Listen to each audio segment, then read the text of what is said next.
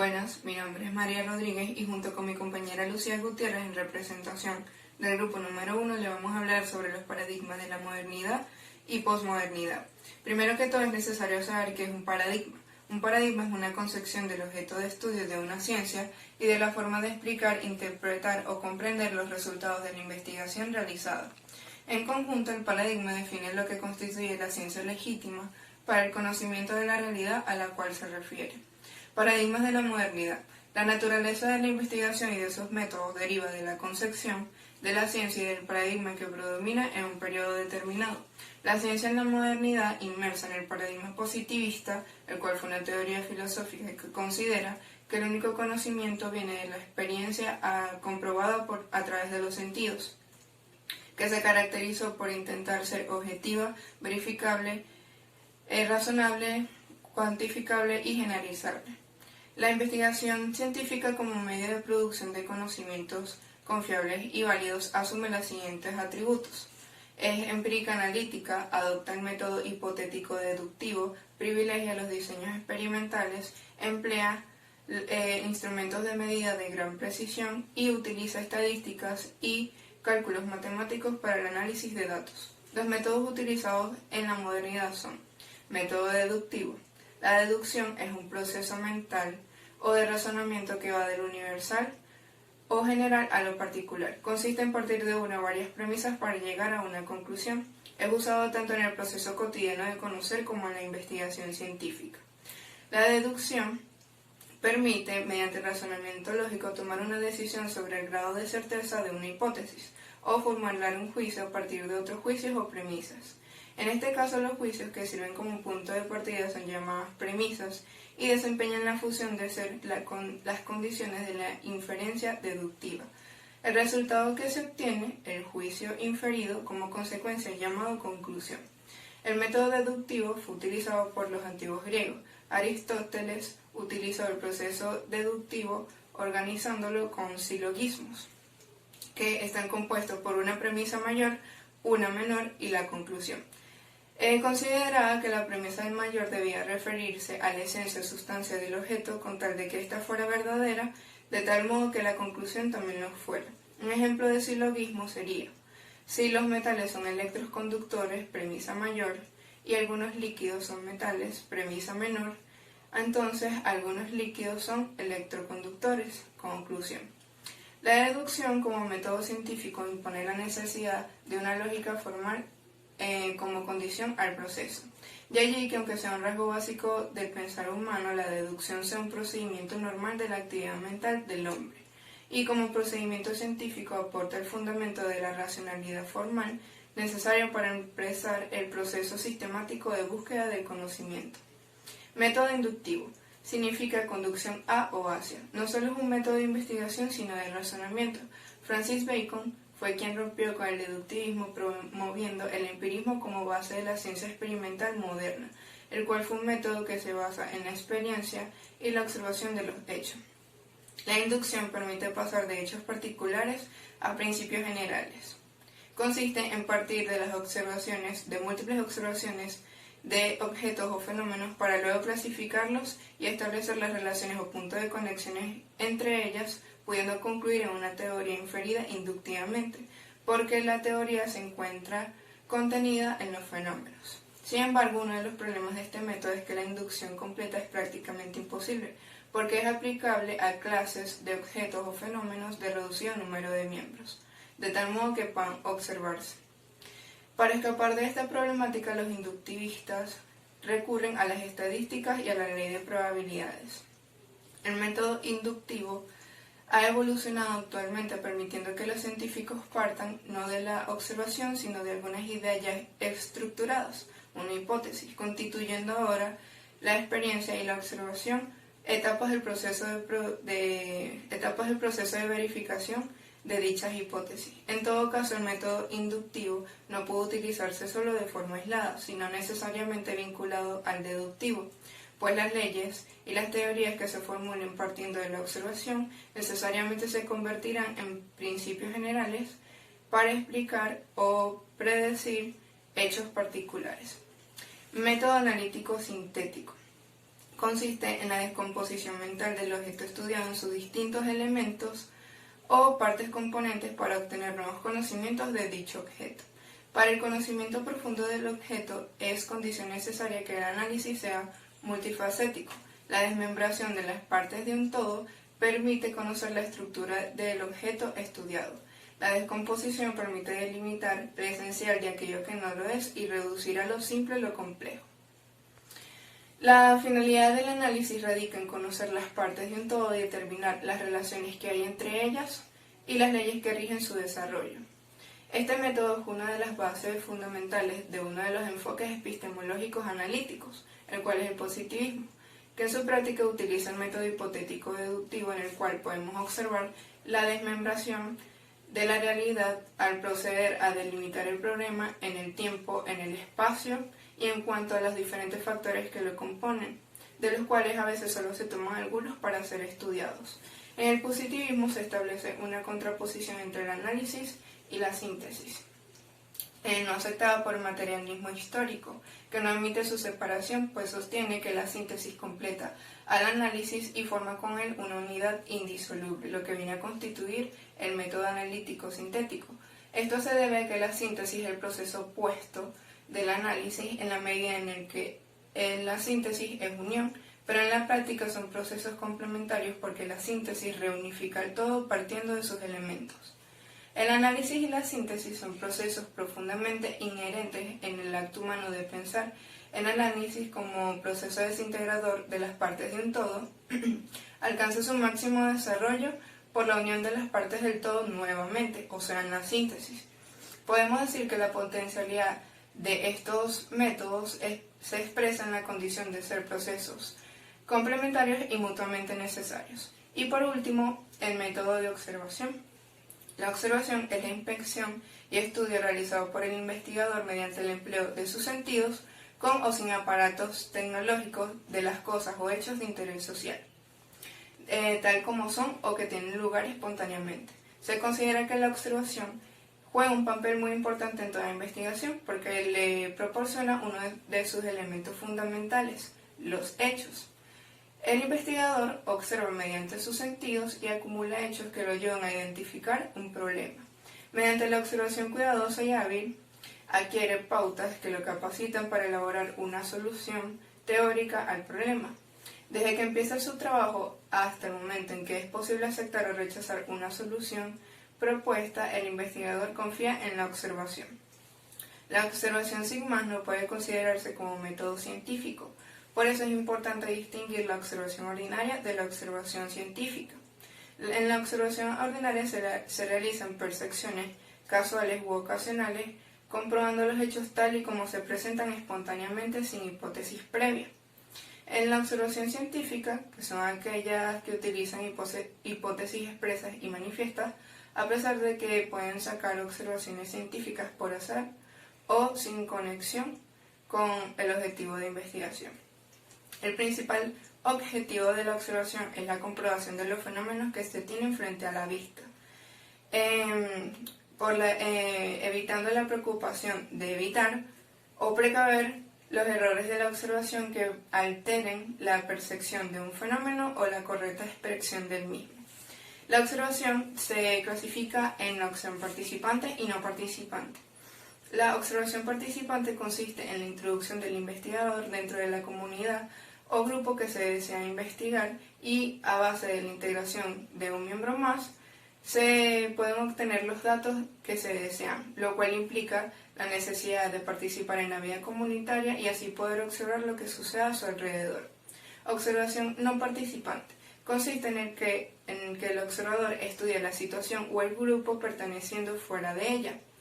Pero tanto la observación participante como no participante debe tener o hacer énfasis en los siguientes aspectos: en las características de los miembros y del ambiente donde suceden los hechos, objetivo, comportamiento del grupo de los miembros y frecuencia y duración de la situación. Por otro lado, la observación no participante busca la objetividad en la organización sistemática y en la cuantificación de los datos y usa escalas de medidas y puntos de referencia para la observación.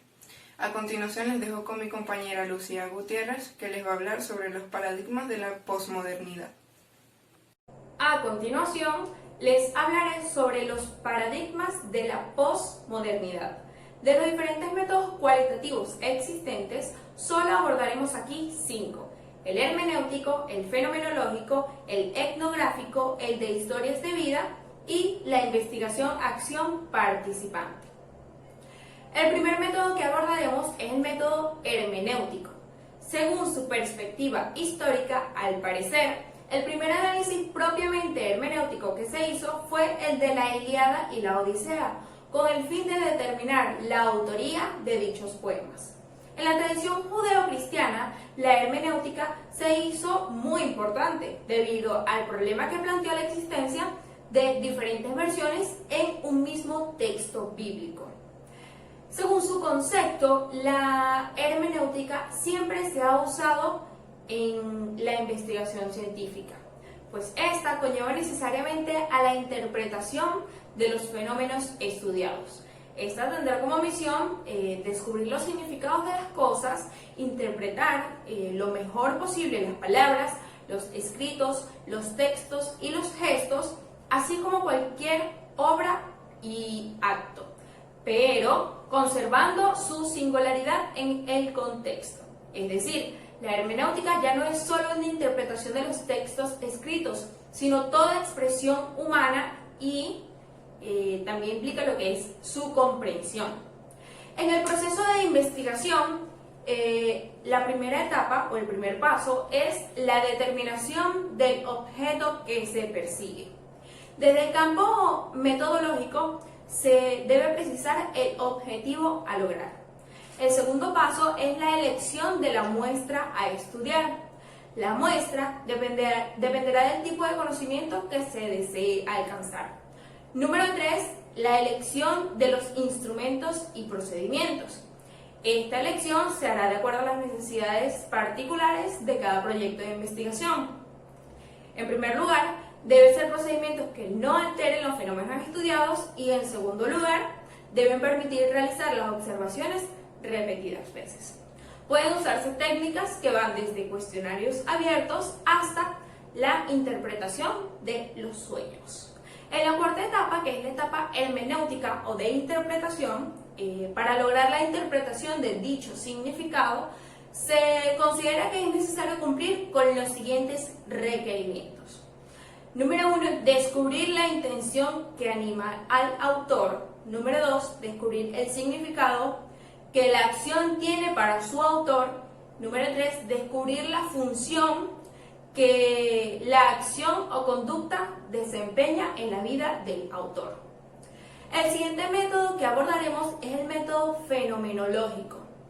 Según su perspectiva histórica, el término fenomenología surgió del pensamiento alemán a fines del siglo XVIII y comienzos del siglo XIX. Según su concepto, el método fenomenológico estudia los fenómenos tal como son percibidos y así como son también experimentados por el hombre. En el proceso de investigación, su procedimiento metodológico básico consiste en oír con detalle muchos casos similares, describir minuciosamente cada uno de ellos y elaborar una estructura común representativa de esas experiencias y vivencias. En la primera etapa, que es la etapa previa, llamada clarificación de los presupuestos, se basa en que todos tenemos teorías, valores, creencias e intereses que necesariamente influyen en nuestra forma de ver las cosas y de razonar. Por lo tanto, es importante poner en manifiesto estos puntos de partida para aclarar cualquier influencia que pueda tener en la investigación. En la segunda etapa, que es la etapa descriptiva, consta de los siguientes pasos. El primer paso, que es elegir la técnica o procedimiento adecuado para la recopilación de la información. Los más usados son la observación directa o participante, la entrevista dialógica, la encuesta o el cuestionario y el autorreportaje. El segundo paso consiste en aplicar los procedimientos seleccionados para recabar la información, para lo cual se recomienda repetir las observaciones cuantas veces sea necesario. El tercer paso es elaborar la descripción protocolar. En la tercera etapa, que es la etapa estructural, consiste en estudiar detenidamente y detalladamente las descripciones previamente realizadas. Y en la cuarta etapa, que es la discusión de los resultados, se toman 8 preguntas dimensionales que deben ser consideradas para el análisis. Esas son: quién y con quién actuó, qué es lo que se hizo, cuándo fue realizado, dónde fue realizado y con qué método se hizo, a qué nivel psicológico actuó, a quién fue dirigido el acto y por qué se realizó dicha acción. El siguiente método que abordaremos es el método etnográfico. Según su perspectiva histórica, el estudio de Frédéric Lepley en 1855 sobre familias y comunidades europeas es una de las primeras investigaciones realizadas con observación participante. Este método es la descripción del estilo de vida de un grupo de personas habituadas a vivir juntas. En el proceso de investigación de este método, del método etnográfico, como número 1, se plantean las cuestiones relativas a la investigación y marcos teóricos preliminares y se selecciona un grupo para el estudio.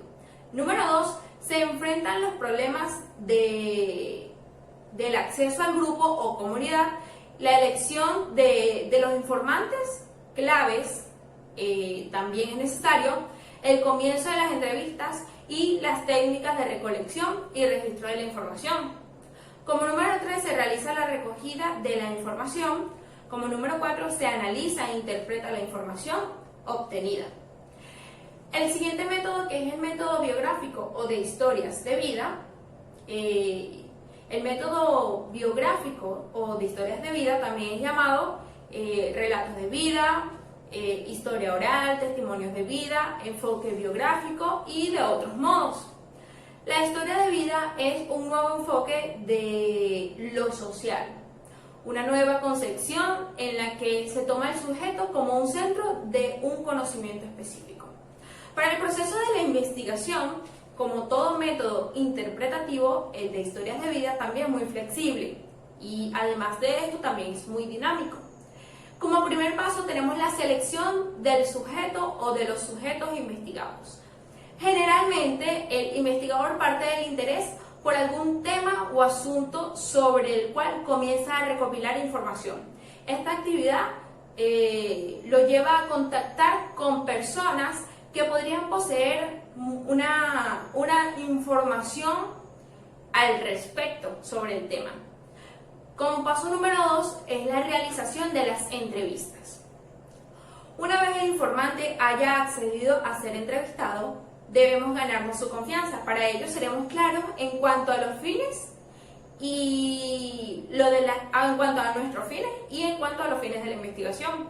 Luego se fijará de mutuo acuerdo el horario y el lugar para las entrevistas.